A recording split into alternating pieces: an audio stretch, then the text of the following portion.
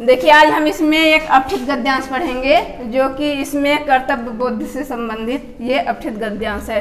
तो अब कोई भी अपठित गद्यांश को जब उसका हम सारांश लिखते हैं या उसका शीर्षक लिखते हैं तो शीर्षक उसी अपठित गद्यांश में ही होता है। कम से कम कोई भी शब्द 3 या 3 बार से उसी अपठित गद्यांश में आएगा।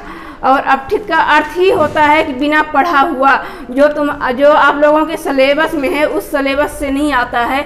अपठित बिना पढ़ा हुआ 5 अंक का वह हर परीक्षा में आता है और उसका उसी चैप्टर से उसका खोज करके उसका जो शीर्षक होता है, शीर्षक सारांश जो कहता है तो उसी में से लिखना होता है।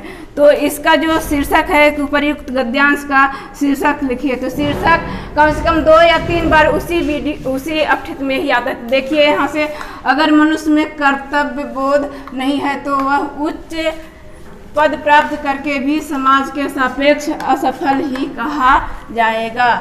उच्च शिक्षा व योग्यता तभी उपयोगी है जब व्यक्ति समाज व राष्ट्र के हित में उसका उपयोग करे।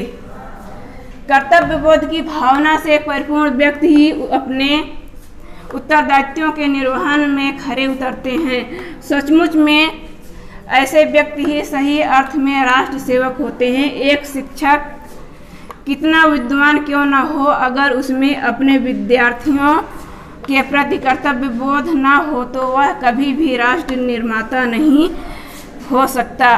तो इस अपठित को पढ़ने के बाद हमें ये निष्कर्ष निकल रहा है कि इसमें कर्तव्य बोध से बातें कही गई है। तो अब इसमें हम देखेंगे कि कौन सा एक ही शब्द बार बार आ रहा है। तो यहाँ पे देखिए जैसे ये हो गया कर्तव्य बोध एक, और फिर इधर भी देखिए यहाँ पे ये 2 हो गया, और फिर इधर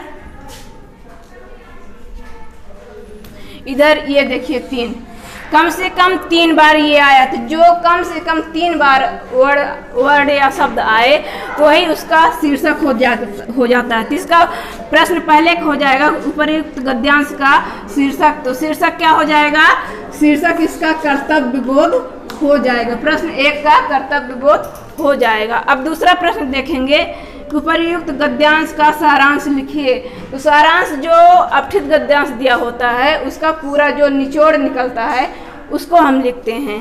तो इससे क्या निकल रहा है कि अगर मनुष्य के अंदर कर्तव्य बोध नहीं है तो वह चाहे कितना भी विद्वान व्यक्ति होगा लेकिन वह आगे कुछ भी अपना सहायता राष्ट्र के हित में नहीं कर सकता। तो इसका अब इसी में हम ढूंढेंगे, इसी से मिलेगा, दूसरे कहीं हमको नहीं जाना पड़ेगा।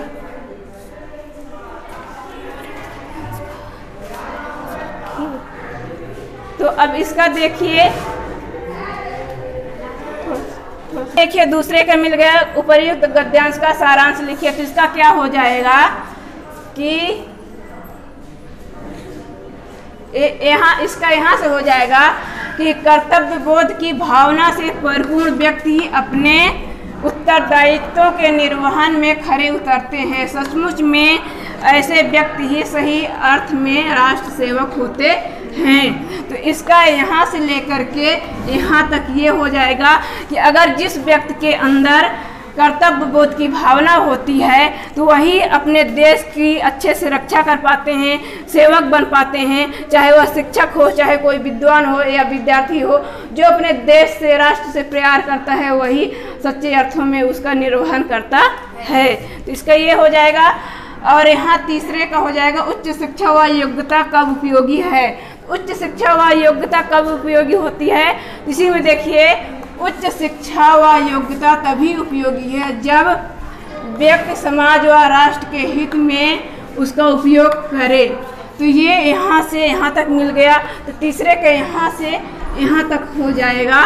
उच्च शिक्षा तभी उपयोगी है जब समाज व राष्ट्र के हित में कोई कार्य किया जाए, उसके अच्छाई भलाई के लिए कार्य किया जाता है। तो इस देखिए तीनों प्रश्न का इसी अपठित से ही मिल गया, बना बनाया 5 नंबर का। हमें कहीं बाहर न पढ़ना पड़ा न जाना पड़ा, थोड़ा सा हम इसी से घुमा फिरा करके यानी समझ गए तो इसी से पूरा बन गया। तो इस प्रकार से ये समझ में आया कि नहीं?